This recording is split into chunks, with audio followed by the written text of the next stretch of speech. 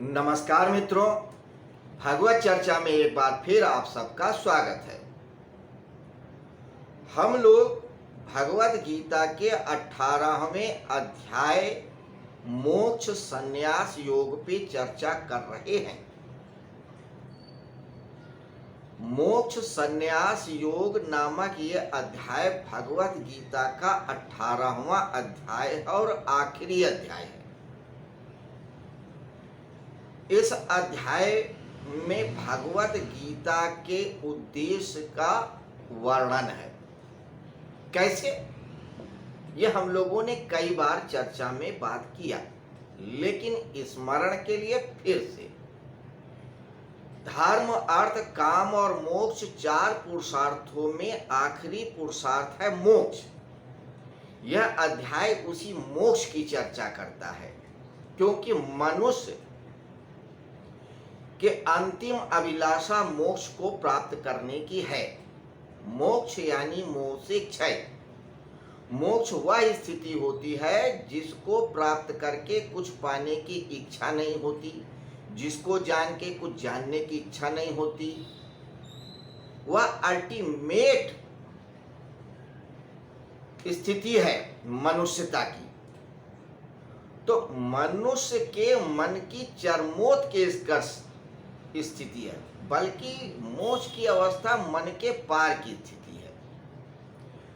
जब तक मनुष्य मन से जीता रहता है तभी जन्म मृत्यु का चक्कर है। जब तक मनुष्य मन के ऊपर निर्भर है या मन को ही सब कुछ समझता है, तब तक ही अपरा सत्ता है। अपरा सत्ता यानी कि जो हमारी इंद्रियों के जद में आता है। परमात्मा अपरा और परासत्ता का योग है। परासत्ता वो जो हमारी इंद्रियों के पार है, यानी मन, बुद्धि, चित्त, अहंकार, हाथ, पैर, मुंह, आंख, कान, नाक, त्वचा सबके परे है। Beyond imagination, beyond explanation. उसी मोक्ष की प्राप्ति कराने की विधि ये बताती है भगवत गीता, और उसको समअप करती है 18वें अध्याय में। तो इस भगवत गीता में अर्जुन को भगवान श्री कृष्ण ने जो भी उपदेश दिया वो 72वें श्लोक पे समाप्त हो गया। अर्जुन ने भी अपनी बात 73वें श्लोक पे कह दी थी कि हाँ भगवान, मुझे आपके समझाने से सब कुछ समझ में आ गया है।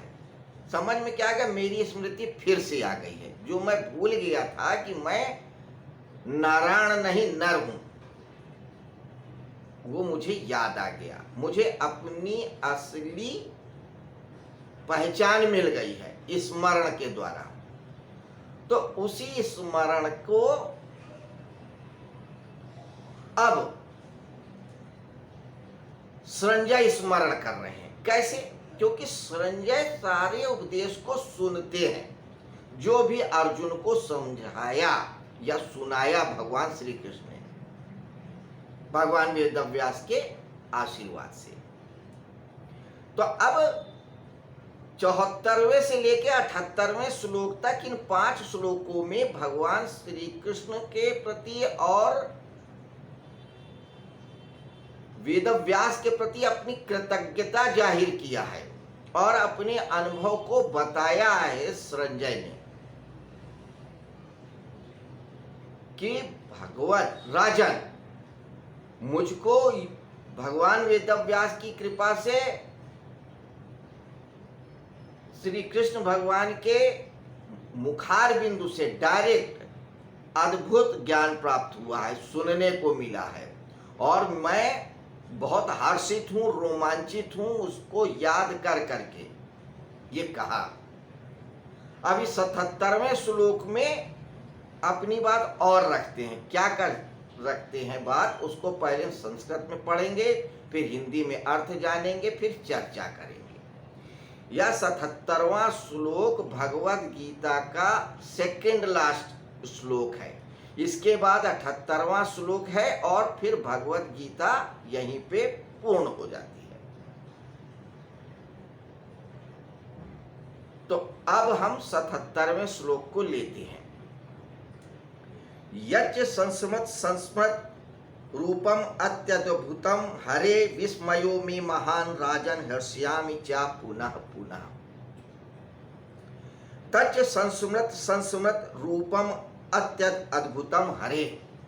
हरे हरे यानी भगवान हरि, जो हर ले आपके सारे दुखों को।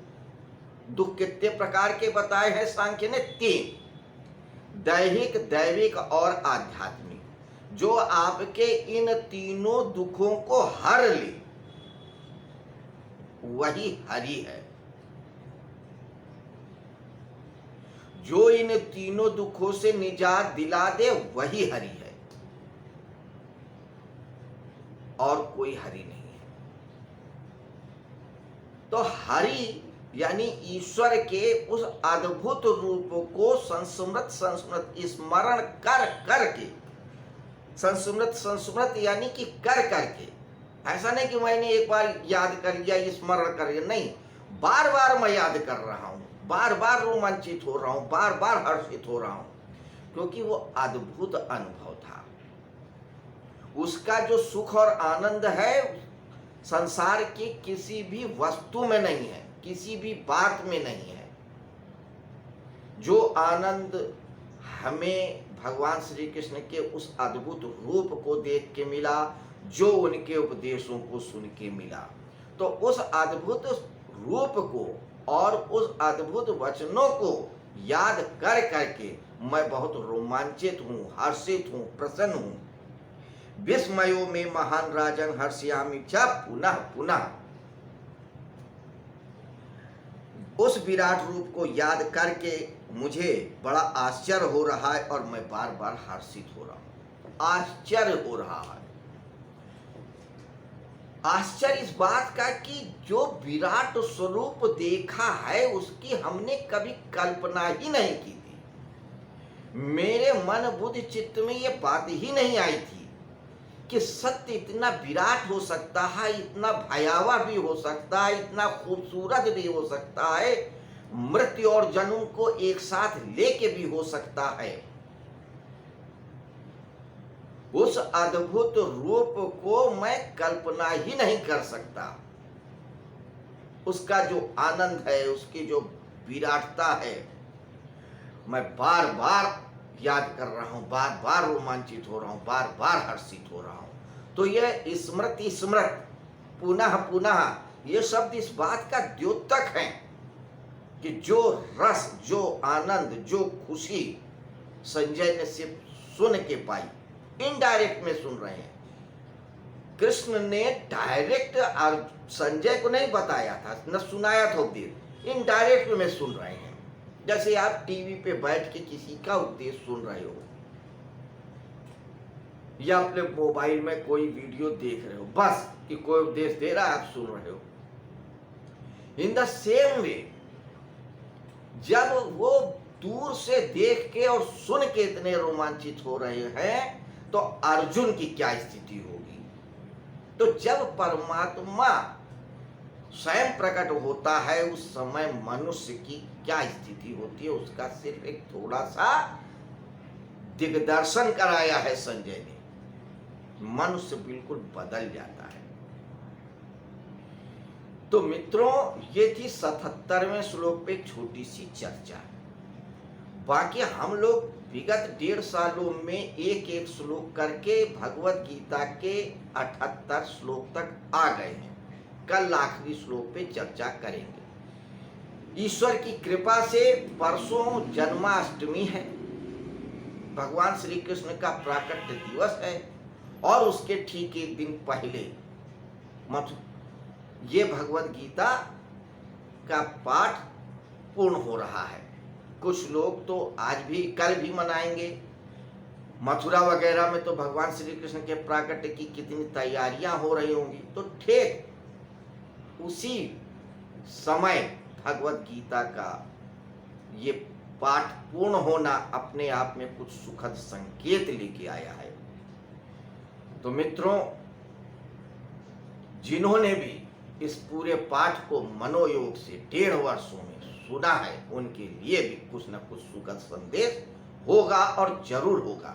ये मैं नहीं कह रहा हूं, भगवान श्री कृष्ण ने स्वयं कहा इस अध्याय में कि जो मेरे इस उपदेश को सुनेगा उसका मैं कल्याण करूंगा, जो दूसरे को बताएगा सुनाएगा उसका भी मैं कल्याण करूंगा, जो इस उपदेश को पढ़ेगा उसका भी कल्याण करूंगा, और जो मेरे उपदेशों पे चलेगा उसका तो कल्याण निश्चित ही है।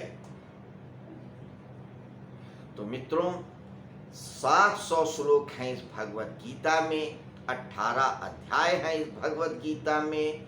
धृतराष्ट्र, संजय, अर्जुन और भगवान श्री कृष्ण के बीच वार्तालाप है इस भगवत गीता में। इस भगवत गीता में मन के पार जाने की विधि बताई गई है, योगी होने की विधियां बताई गई हैं, अपने स्वरूप में स्थित होने की विधियां बताई गई हैं, उस परम पिता परमेश्वर को जानने और उन जैसा ही हो जाने की विधि बताई गई है, सारे दुखों से निवृत्त होने की विधियां बताई गई हैं। इस भगवत गीता में सारे वेदों का ज्ञान है, सारे पुराणों का ज्ञान है, सारे उपनिषदों का ज्ञान है, सारे दर्शनों का सारभूत है। तो मित्रों, अद्भुत है भगवत गीता। कोई संप्रदाय, कोई धर्म, कोई देश, कोई मजहब, कोई सदी इन 5000 सालों में नहीं गुजरी जिसने भगवत गीता को नहीं पढ़ा हो, नहीं समझा हो, नहीं भाषा टीका किया हो, नहीं अपनाया हो।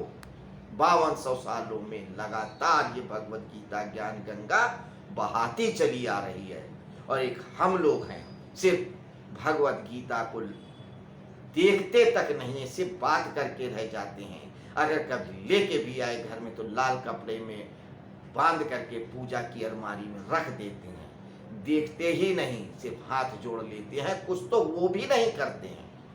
और हम समझते हैं कि हम भगवत गीता के बारे में जानते हैं, सनातन धर्म के बारे में जानते हैं, वेद पुराणों में क्या लिखा है हम सब जानते हैं, और पता नहीं किस किस मुगालते में जीते रहते हैं।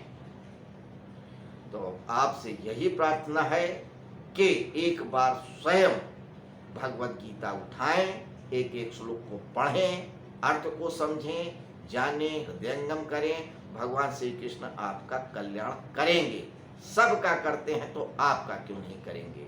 तो मित्रों, आज की चर्चा यहीं हम समाप्त करते हैं। कल फिर मिलेंगे भगवत गीता के 18वें अध्याय के आखिरी श्लोक 78वें श्लोक पे चर्चा करने के लिए।